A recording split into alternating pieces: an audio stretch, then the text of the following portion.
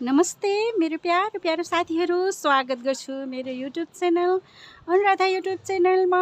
आज म एकदमै टप फ्लोरमा छु, टप कौसीमा छु, छतमा छु र मैले सधैँ तलको फ्लोर मात्रै कौसी बारी बनाएको थिएँ। तर आज यो 2-3 दिन भयो मैले एकदम टप फ्लोरमा पनि, टप कौसीमा पनि मैले अब खेती गर्न, कौसी खेती गर्न लागेको छु। त्यसैले म टपमा आएर सरसफाइ गर्दैछु र 2-3 दिन भयो मैले पुरै र्याक हालिसकेको छु। र्याक हाल्नुको कारण चाहिँ र्याकमा हामीले कौसी खेती गर्दाखेरि तलको फ्लोर, तलको छतको भागलाई हामी सफा गर्न पाउँछौँ र सरसफाइ गरिराख्नुपर्छ। घरलाई, घरको भित्रीको एरियालाई सफा गर्नुभन्दा बाहिरी यो छतको कौसी खेतीलाई नै धेरै सफा गर्नुपर्छ। घरको भित्र त एकपालि झाडु लगाएर, एकपालि पोचा लगाएर पुग्छ, तर कौसीमा काम गर्दाखेरि कौसीलाई एकदमै घरिघरि सरसफाइ केयर गरिराख्नुपर्छ। त्यसैले म अहिले झाडु लिएर आएर यहाँ टपमा सरसफाइ गर्दैछु, झाडु लगाउँदैछु र हजुरहरूलाई मेरो यो टपको अहिले नयाँ डेकोरेसन भनौँ या नयाँ रेक राखेको पनि हजुरहरूलाई देखाउनेछु। पोखराको आजको मौसम एकदम हुस्सुरो कुहिरो भएकोले मैले हजुरहरूलाई यो हुस्सुरो कुहिरो देखाउँदैछु। पोखरा आज एकदमै हुस्सेमै, केही देखेको छैन, टाढा टाढाको भाग एकदम हुस्सु लाएर अहिले 11 बजिसकेको छ, तर पनि अहिले मौसम यस्तो देखिएको छ।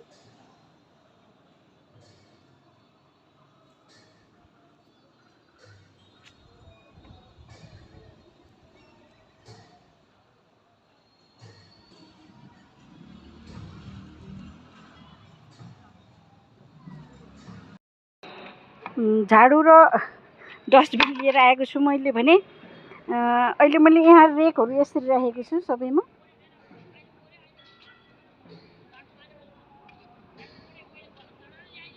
ड्र्यागन फ्रुट,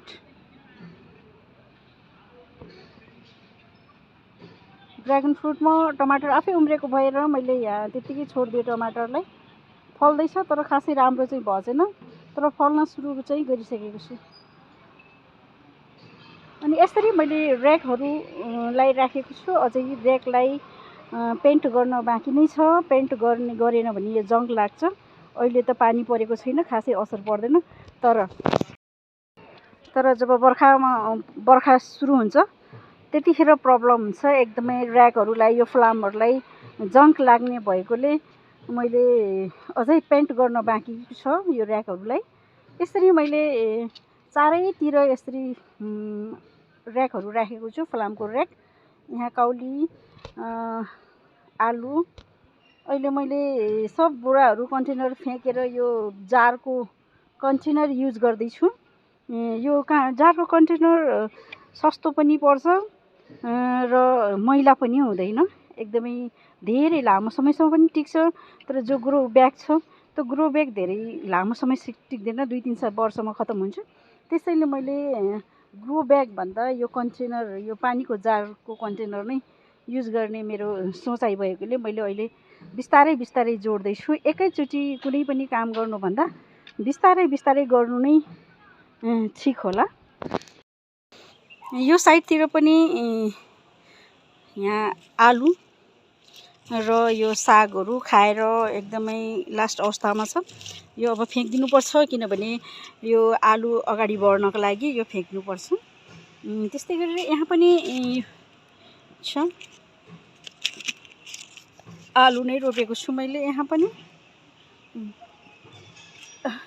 यो चाहिँ मैले अब कन्टेनरहरूमा हाल्नको लागि एकदमै राम्रो मल पनि हुने र हल्का पनि हुने भनेर यो नयाँ, मेरो यो नयाँ टङ्की, पानी टङ्की नयाँ राखेको।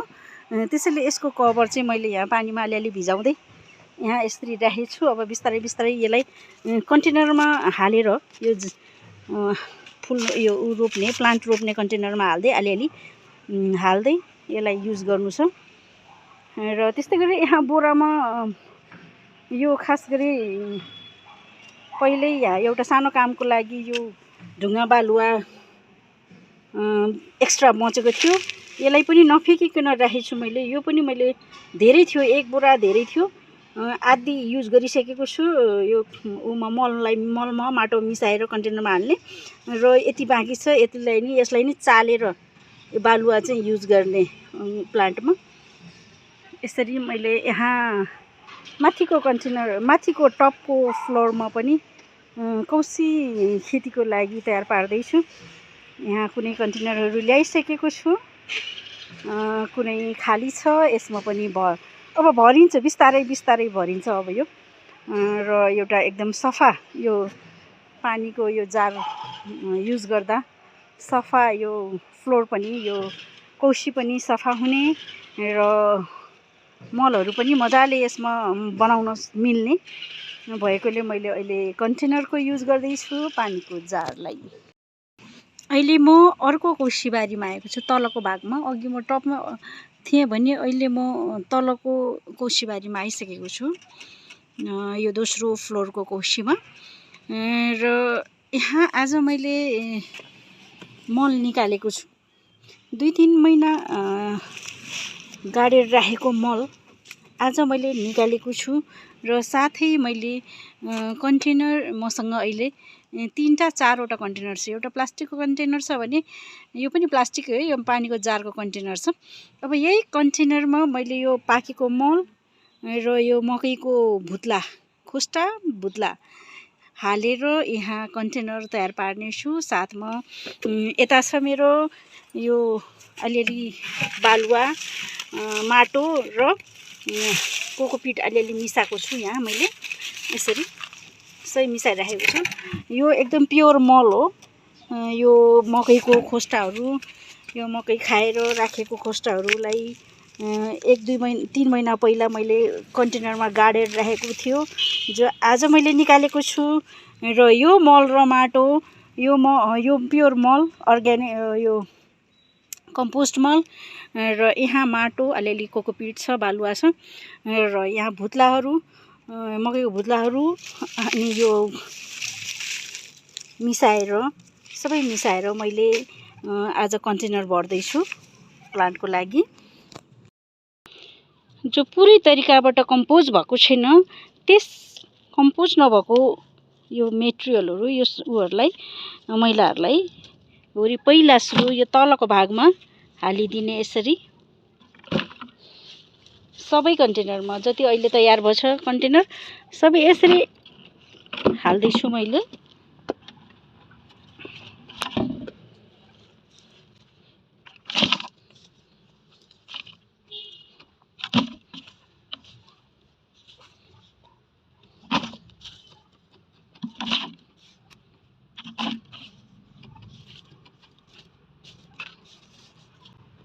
यसरी सबै 3टै भागमा, 3टै कन्टेनरमा यसरी मैले पुरै तरिकाले कम्पोज नभएको यो गाडेको मललाई पहिला सुरुमै स्टार्टिङमा तल हालेँ। मैले नि साथीहरू अहिले 4वटा कन्टेनर मसँग भएको, 3टा जार र एउटा ग्रो ब्यागको कन्टेनरमा यो कम्पोज नभएको मल, पुरै तरिकाबाट कम्पोज नभएको मल अनि यो मकैको भुत्लाहरू हालेर यहाँ रेडी बनाइसकेको छु कन्टेनरमा। अब यो पुरै कम्पोज हो, यो पुरै तरिकाबाट कम्पोज हो। यसमा मैले टर्कीको मल मिसाएको छु, टर्कीको कुखुराको मल अनि अलिअलि माटो र किचन वेस्ट हालेर बनाएको यो प्योर अर्ग्यानिक मल हो।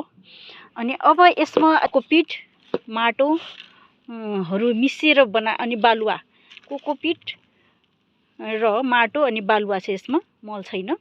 र यसलाई यसै मलमा मिसाइदिन्छु म। यसरी मिसाएर पुरै यो कम्पोस्ट मल र यो माटो यसरी मजाले मिसाइदिने।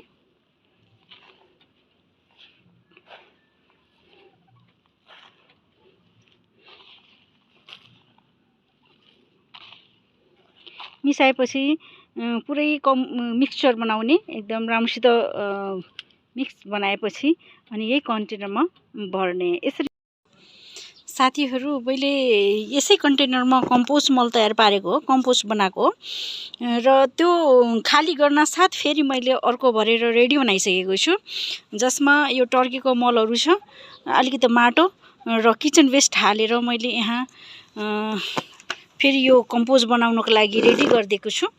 र यसमा मकैको खोस्टाहरू पनि छ, मकैको खोस्टा, टर्कीको मल, अलिकति माटो हालेर मैले यहाँ किचन वेस्ट हालेर यहाँ मैले अब यसलाई प्लास्टिकमा बेरेर, यो कन्टेनरलाई प्लास्टिकमा बेरेर 3 महिनाको लागि बन्द गरेर राखिदिने छु। त्यस्तै गरेर किचन वेस्ट चाहिँ मेरो यो तल को दिदीको कन्टेनर हो किचन वेस्ट राख्ने। मेरो कन्टेनर खाली गरेर यहाँ हालेँ मैले हाल्ने किचन वेस्टहरूलाई यहाँ हालेँ भने त्यो खाली भएको कन्टेनर लगेर मैले तल राखिदिएँ, तल दिदीहरूलाई। र दिदीहरूको यो कम्पोस्ट यो किचन वेस्ट चाहिँ यहाँ लिएर आएको छु र अब यसलाई पनि कुनै अर्को कन्टेनरमा हालेर 3 महिनाको लागि प्याक गरेर राखिदिने। अनि त्यस्तै गरेर 3 महिनापछि निकाल्दाखेरि एकदम यो सबै कम्पोस्ट भइसकेको हुन्छ। कुनै ठोसहरू मात्रै बस्छ भने यो देखिएको यो मलहरू सबै कम्पोस्ट भएर माटो भइरहेको हुन्छ र एकदमै प्योर अर्ग्यानिक मल तयार हुन्छ। आज मैले हजुरहरूसँग